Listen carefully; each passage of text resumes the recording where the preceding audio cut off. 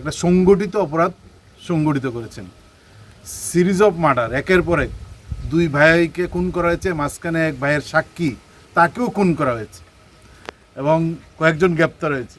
পুলিশের দিক থেকে চূড়ান্তভাবে একটা অসহযোগিতা এবং রাজনৈতিকভাবে বিধায়িকা, তার স্বামী এবং এলাকার বিজেপি এই গোটা ঘটনা ধামাচাপা দেওয়ার জন্য প্রকাশ্যে রাস্তায় নেমেছেন।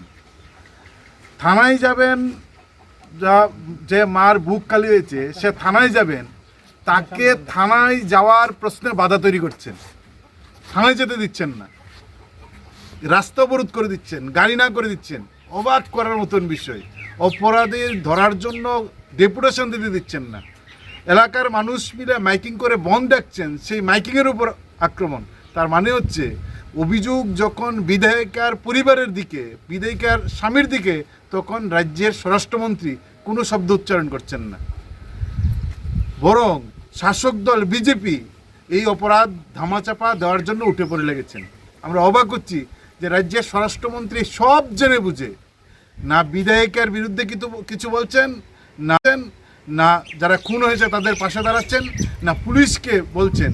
এমনকি সংবাদ মাধ্যমে প্রতিদিন বেরোচ্ছে কিভাবে পুলিশ নানাভাবে এই ঘটনাকে ধামাচাপা দেওয়ার চেষ্টা করছেন। পুলিশ সরাসরি, পুলিশও সাক্ষীকে ভয় দেখাচ্ছেন। এই ঘটনাগুলো উঠে এসছে। এই যখন গোটা রাজ্যের এই খবর ছড়িয়ে পড়ছে, আমরা এই অবস্থার মধ্যে তাদের পরিবারের পাশে দাঁড়ানোর জন্য আমরা এসেছি।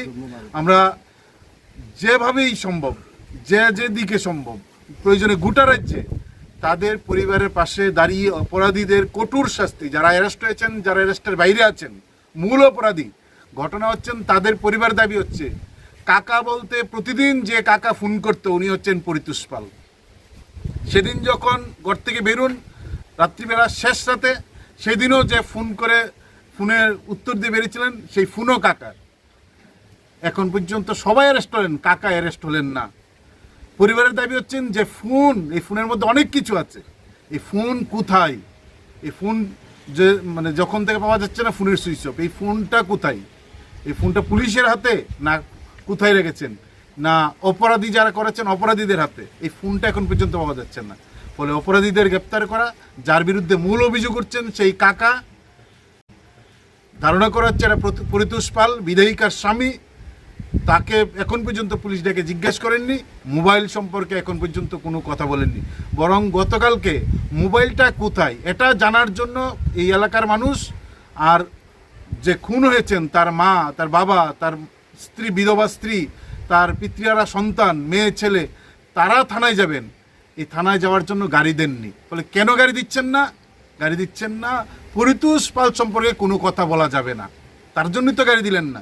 বিধায়িকার টিম, আমরা যখন এখানে আসবো ঠিক করেছি গতকালকে, আমাদেরকে আমাদের সংগঠনের স্থানীয় কমলপুরের অনেক কমরেড জানিয়েছেন যে যাওয়ার পথে সমস্যা হতে পারে গেলে পরিতোষ পালের টিম কিন্তু কারা যায় এই বাড়িতে তাদের দিকে নজর রাখেন, আক্রমণ করতে পারেন। আমরা বলছি আক্রমণ হলেও এই পরিতোষ পালের আক্রমণকে মোকাবেলা করে আমরা যাব। আমরা এসছি, আমরা কঠোর শাস্তি দাবি করি, প্রকৃত দোষীদের গ্রেপ্তার করতে হবে, মোবাইল দ্রুত উদ্ধার করতে হবে, এই দাবিগুলো করছি। আর মিডিয়াতে যেভাবে লেখালেখি করছেন বিভিন্ন পত্রিকায়, পুলিশের দিক থেকে অপরাধ ঢাকানোর চেষ্টা করছেন বলে অনেক পত্রিকায় ছাপানো হচ্ছে, এই সম্পর্কেও পুলিশকে স্পষ্ট ধারণা মনে দেওয়া উচিত যে না, তারা সঠিক পথে এগুচ্ছেন। নিরপেক্ষতার নিয়েই আজকে সবচেয়ে বড় প্রশ্ন উঠছে। আশিস দাসের খুন গোটা রাজ্যের মানুষকে একবারে আঙ্গুল দিয়ে দেখিয়ে দিয়েছে যে গোটা রাজ্যে চলছেটা কি। একটা পরিবারের সম্পত্তি হাতিয়ে নেওয়ার জন্যে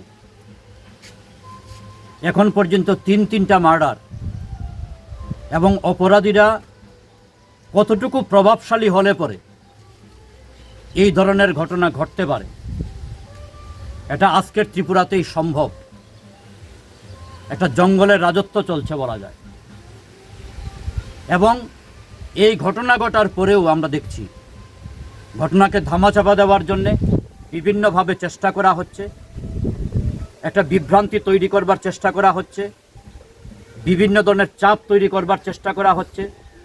আমরা এটাই দাবি জানাচ্ছি প্রশাসনের কাছে যে গোটা ঘটনার সুষ্ঠু তদন্ত হোক, অপরাধীদের খুঁজে বের করা হোক, তাদের শাস্তির ব্যবস্থা করা হোক। এই ধরনের ঘটনা যেন আগামী দিনে আর আমাদের রাজ্যে না ঘটতে পারে, তার জন্য প্রশাসনকে ব্যবস্থা গ্রহণ করতে হবে। এবং মূল যে প্রভাবশালী ব্যক্তি, যে নামটা বারে বারে উঠে আসছে, ওনারা এখনো কিভাবে পুলিশের আওতার মধ্যে আসছেন না, এই তদন্তের আওতায় আসছেন না, এটাই আমরা বুঝতে পারছি না। এই বিষয়ে আমরা প্রশাসনের দৃষ্টি আকর্ষণ করছি।